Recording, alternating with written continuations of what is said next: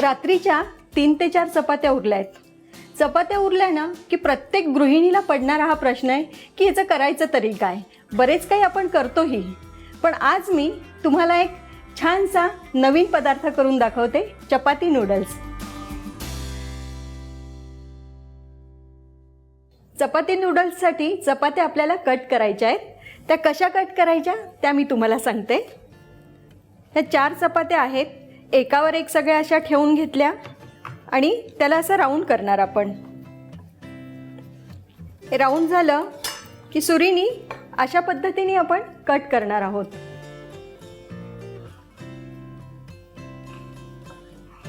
अशा पद्धतीने सगळी पोळी आपण कट करून घेतली आहे. अगदी छान स्ट्रिप झाल्या आहेत. आता हे आपण बाजूला ठेवूया.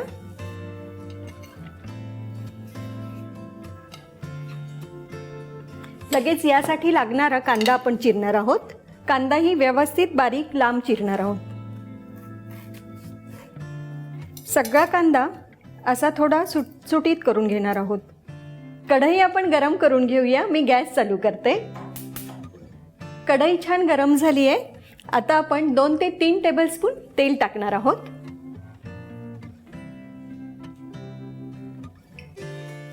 इथे मी लसूण क्रश करून घेतलाय. आपण आलं लसूणही टाकणार आहोत, पण लसूण क्रश केलेला खूप छान लागतो म्हणून मी तो घेतलाय. हा 4 ते 5 पाकळ्या घेतल्या होत्या आणि त्याबरोबर एक मिरची कट केली आहे, ती टाकणार आहोत. लसूण छान फ्राय करायचा आहे. आपला लसूण छान फ्राय झालाय. हा एक कांदा लांब आपण चिरून घेतलाय, तो टाकणार आहोत. यामध्ये भाज्या खूप जास्त परतवायच्या नाही आहे किंवा शिजू द्यायच्या नाही आहेत. थोडा क्रंच राहायला हवा त्याचा, म्हणून अगदी थोडं परतवणार. लगेच मी कोबी टाकते. कोबी घेताना ना बऱ्याचदा अगदी कोवळा कोबी घ्यावा की तो पटकन शिजतो.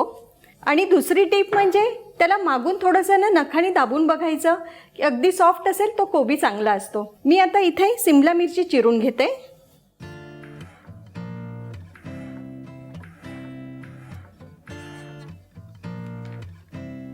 आता सिमला मिरची एक मध्यम आकाराची घेतली होती, ती सगळी मी टाकली आहे. इकडे मी अर्धा गाजर चिरून घेतलंय, असं लांब चिरून घेतलंय, ते टाकणार आहोत. खरं तर ही रेसिपी केवढी पौष्टिक आहे ना, मुलांना खूप जीवावर येते. तसं कोबी, सिमला मिरची किंवा गाजर खायची, पण ह्या निमित्ताने मुलांच्या पोटात सगळ्या भाज्या जातात, ते मात्र मला खूप समाधान असतं. आता इथे आपल्याला आलं लसणाची पेस्ट टाकायची आहे. आलं लसणाची पेस्ट 1 टेबलस्पून आणि ही काश्मीरी मिरचीची पेस्ट आहे, ती टाकणार आहोत. ती 2 टेबलस्पून घेतली आहे मी.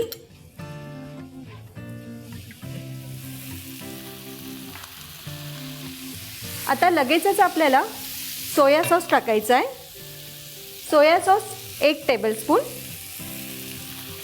चिली सॉस 1 टेबलस्पून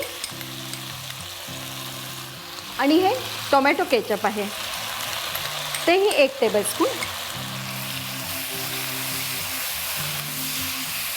इथे आता आपण कॉर्नफ्लॉवरची स्लरी यामध्ये थोडी टाकणार आहोत.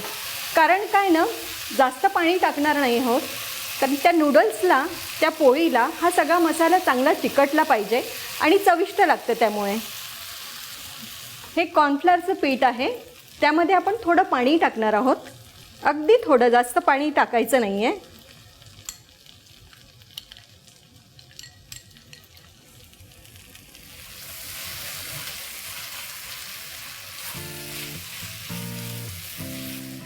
आपण सोया सॉस टाकला आहे, थोडंसं आंबटसर होतं आहे म्हणून मी साखर टाकणार आहे. 1 टीस्पून साखर टाकते. साखर ऑप्शनल आहे, तुम्हाला नसेल आवडत तर तुम्ही नका टाकू. आता लगेचच मी ह्या कट करून ठेवलेले जे पोळ्या आहेत किंवा नूडल्स आहेत त्या टाकणार आहे.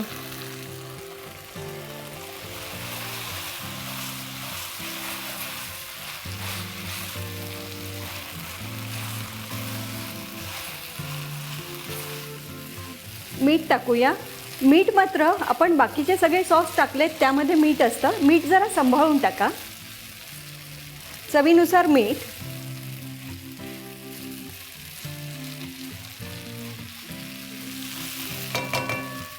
यामध्ये आता आपल्याला थोडी कांद्याची ही जी पात आहे ना ती बारीक चिरून घेतली आहे मी, ती टाकणार आहोत. आपल्या चपाती नूडल्स तयार झाल्या आहेत. आता मी त्या सर्व करून घेते.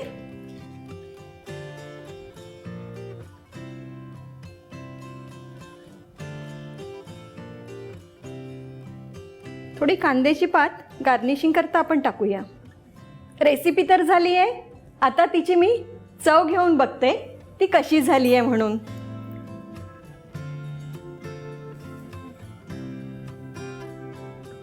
आहा, मस्त. चपातीनी तर बाजीच मारली आहे. एकदम मस्त झाली आहे चपाती नूडल्स. तुम्ही नक्की करून बघा. अशा छान छान रेसिपी करण्यासाठी बघत राहा रुचकर मेजवानी.